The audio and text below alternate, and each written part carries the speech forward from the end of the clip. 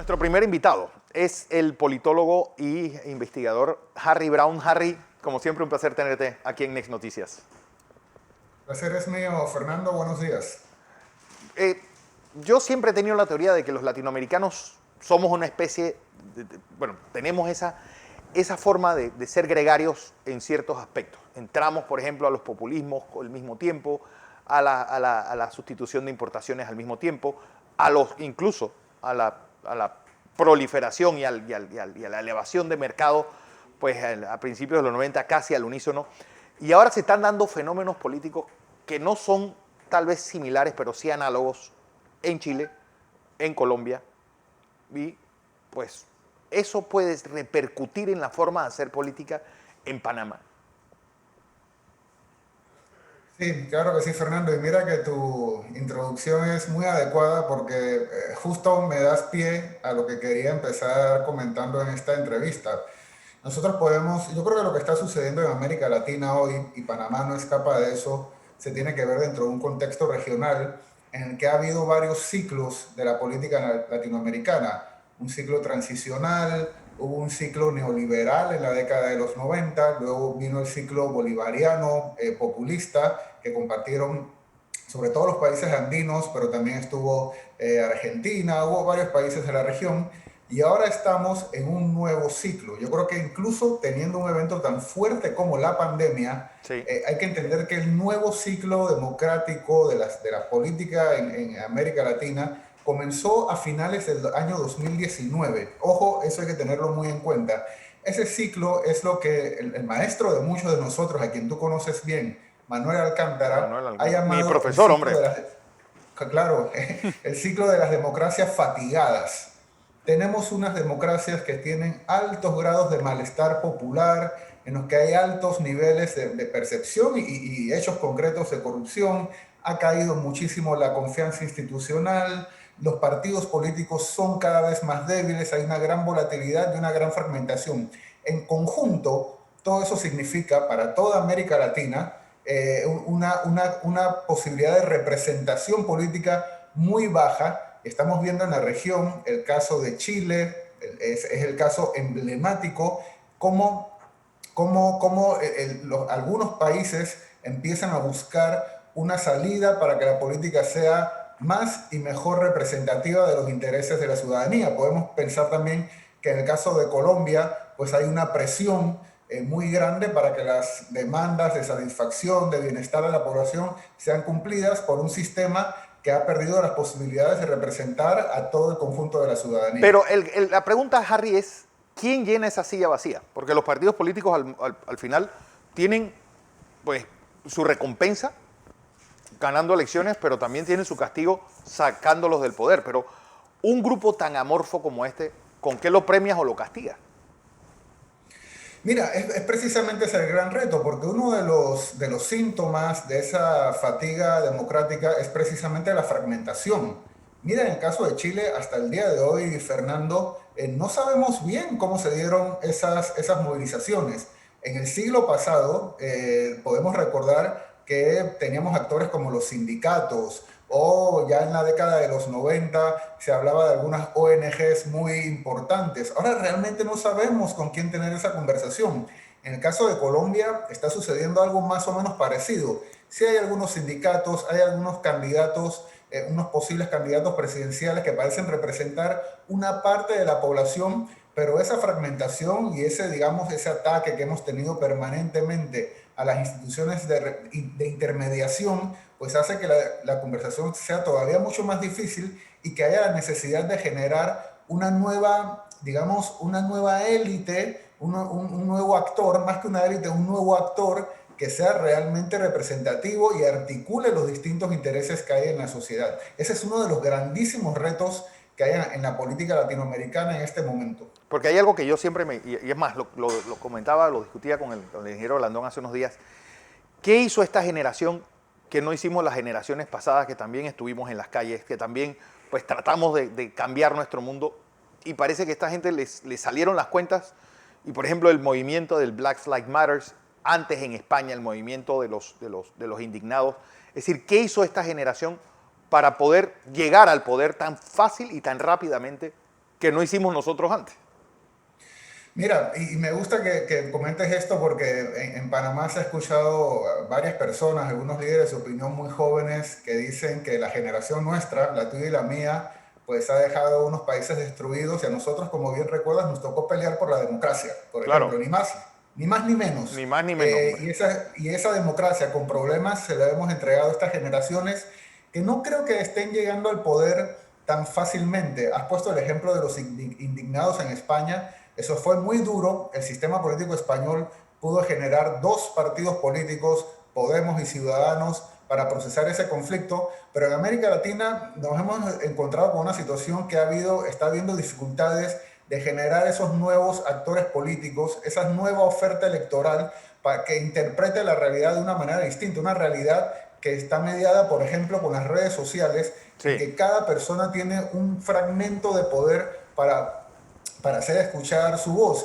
Y mira, un buen ejemplo del desgaste de las ofertas electorales que tienen que ser renovadas y que no es nada fácil hacerlo porque se resisten o porque las nuevas generaciones tienen una cultura política muy distinta a la que nosotros teníamos, es el caso de Perú.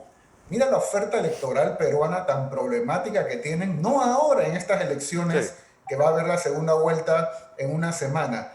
La política peruana tiene un problema histórico de generar una oferta electoral que tenga la calidad suficiente y que pueda representar a la población peruana. O en el caso de Chile, en que la mitad de la población, pase lo que pase, con trifulca, con constituyente, en elecciones normales, todo por delante, hay una mitad de la población que es totalmente ajena a las elecciones. O sea, tenemos unas democracias que no están dando respuestas. La población no es que no sea democrática, ojo, sí ha caído mucho el apoyo, pero sigue buscando opciones democráticas en las que no encuentra cuál es la salida. Es un gran reto el que tenemos por delante, del que Panamá no escapa. Tú podrás recordar, y seguramente todos y todas recuerdan a finales del 2019, que cuando había movilizaciones en Chile, en Ecuador, en Perú había tensiones entre los órganos del Estado, en Colombia, en Panamá también hubo unas Hubo movilización. movilizaciones en escala panameña, más pequeñas, también de una juventud,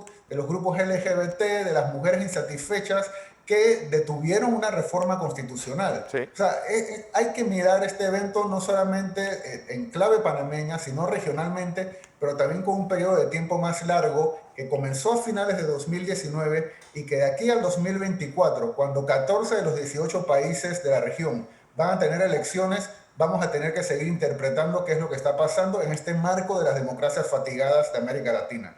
Don José Blandón con nosotros, Harry. Buenos días, Harry. Buenos días, Flandón. Bueno, yo soy un lector de los estudios que ustedes realizan en el CIES y de tus planteamientos, porque considero que son un aporte importante a la discusión seria de la política. Porque sin práctica no hay política, pero sin teoría tampoco hay política. Y hay quienes creen que la práctica es lo que hace a la política sin teoría y lo que hemos degradado a la política a tener prácticas políticas incorrectas sin teoría que nos implique lo que está ocurriendo. Por eso sigo mucho y con seriedad y con respeto a lo que ustedes hacen.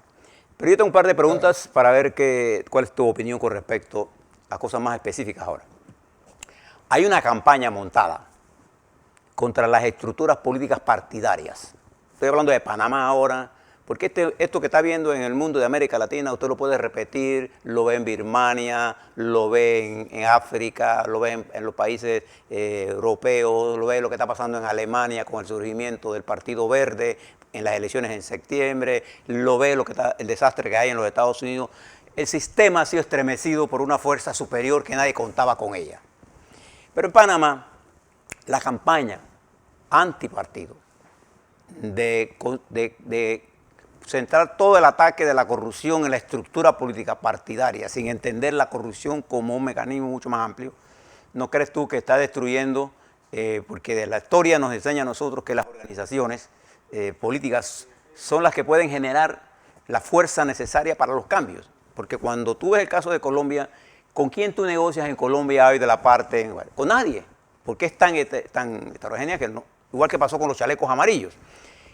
¿Qué tú crees que debemos hacer entonces en Panamá con respecto a esto? Y segundo, ¿cuál tú crees qué es lo que debemos hacer a nosotros para que nuestra juventud, que ha sido aislada de la discusión política se interese en la política para incorporar la juventud y la sabiduría de la gente vieja, porque si no incorporas eso, cometes el error de creer que los jóvenes son los únicos que pueden hacer las cosas y los viejos no sirven. Hay toda una cosa que la sociedad siempre ha usado, la inteligencia de los que saben más y la fuerza de los jóvenes para cambiar cosas. ¿Cómo tú ves el panorama panameño con respecto al futuro de los partidos políticos? Sí, voy a empezar por el final con la juventud y lo primero, muchas gracias por el espaldarazo, se lo haré llegar a los colegas del CIEPS. Mira, hay que tener en cuenta algo, nosotros hemos estado analizando con profundidad datos de encuestas, los propios que hacemos y los que hacen los barómetros, y una de las cosas que ha sido muy evidente es que la juventud panameña, cuando nos preguntamos, bueno, ¿por qué la juventud panameña protesta?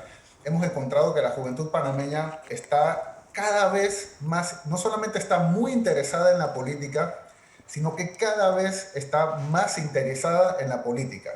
Lo que pasa es que tiene un interés por la política que pasa por afuera de las instituciones políticas establecidas. No confían en los partidos políticos, no confían en las instituciones electorales, no confían en el órgano ejecutivo, no confían en la Asamblea Nacional. O sea, ahí tenemos, digamos, el primer quiebre o la primera tensión. Una juventud muy politizada, pero que no encuentra vías para ser representada por ellos mismos o por otras personas. Uno de los problemas, y lo ha mencionado muy bien, uno de los problemas que vimos en España con los indignados, pero que también lo vemos en Panamá, es aquella sensación que tiene la juventud de que todo empieza por ellos y no tienen, digamos, no tienen la suficiente formación política para entender que en muy buena medida son deudores y son el resultado de algunas tradiciones políticas que hay en el país, tradiciones de protesta, tradiciones de articulación política, tradiciones de organización.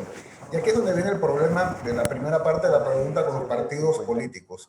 Hay que reconocer que nuestros partidos políticos tienen enormes problemas. Los panameños y los de toda la región son partidos, digamos, con una estructura oligárquica. Hay un clásico importante que estudia estos temas de la concentración de poder dentro de los partidos. Tienen una enorme cultura clientelar en la que no representan ideas para la población, sino que simplemente, dicen datos de encuesta, funcionan como agencias de empleo. Pero el gran reto entonces que tiene la juventud y la población en general es no buscar maneras de actividad política, digamos, supra partidos políticos, sino organizar nuevos partidos políticos. En muy buena medida, ese ataque que hay de los partidos políticos, no solamente en Panamá, sino en todo el mundo, es precisamente con la intención de buscar atajos para llegar al poder político, porque la deliberación, el debate político son mucho más difíciles. Necesitan precisamente discutir, necesitan tiempo, y en una época en la que toda la intermediación lo vemos con, por ejemplo, con los taxis, con Uber, que todo el mundo quiere hacer las cosas directamente, en que los tiempos son inmediatos, entonces es muy difícil entender para la población el tiempo que necesita la deliberación y la discusión dentro de los partidos políticos. Yo creo que la única vía en Panamá para tener una mejor política es precisamente participar dentro de los, no solamente, pero dentro de los partidos políticos, y si no nos gustan los que están, hay que organizar nuevos partidos políticos que sean mejores, que sean realmente diferentes y que atiendan las demandas de la población en el siglo XXI, entendiendo que nuestros partidos también son partidos bastante longevos. Esa es una ventaja, pero en muy buena medida también da la sensación de que, bueno, que han perdido la conexión con los problemas actuales de la población y sobre todo de la juventud panameña. Pero puede pasar, por ejemplo, lo de España es bastante ilustrativo. Estos dos, un partido de derecha y un partido de izquierda, que entran a cambiar el poder, y el poder los termina cooptando y terminan los dos dirigentes saliendo por la puerta de atrás de la historia. Tanto Pedro Sánchez como Albert Rivera, pues que los tipos en 3 años quisieron hacer lo que tal vez Felipe González hizo en 40. Y terminaron pues saliendo por la parte de atrás de la historia, y los dos partidos pues convirtiéndose más en un problema que en una solución de los problemas que ellos prometieron resolver.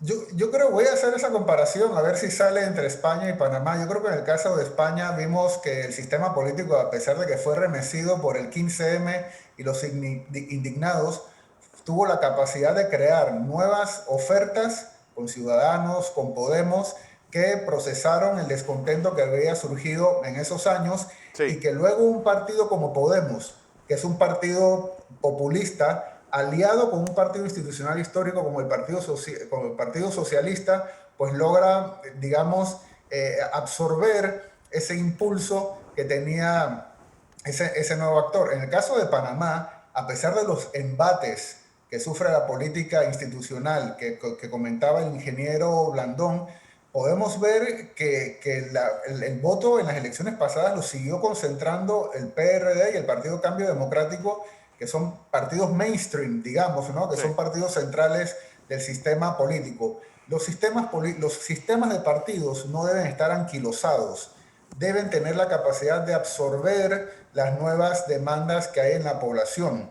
Y yo creo que de alguna manera, además teniendo en cuenta las fuertes redes clientelares, nuestros principales partidos están con muchas dificultades absorbiendo, digamos, absorbiendo esos cambios de manera contradictoria, a veces de manera mucho más lenta de la que uno quisiera, pero siguen de pie y esperamos que en el futuro inmediato esos partidos y nuevos partidos que le den aire fresco al sistema, pues puedan procesar las distintas demandas que hay actualmente.